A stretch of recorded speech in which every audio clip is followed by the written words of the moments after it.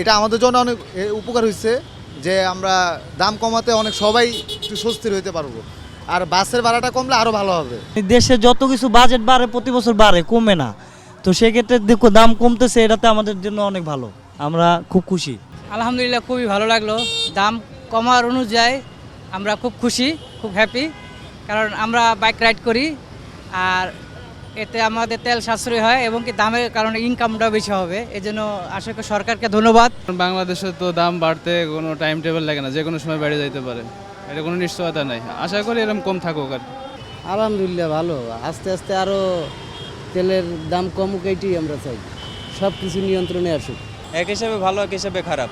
31 টাকা থেকে 6 টাকা কমছে ভালো, বাট 89 টাকা থেকে 125 টাকা বা হিউজ ডিফারেন্স আছে এই জায়গার মধ্যে।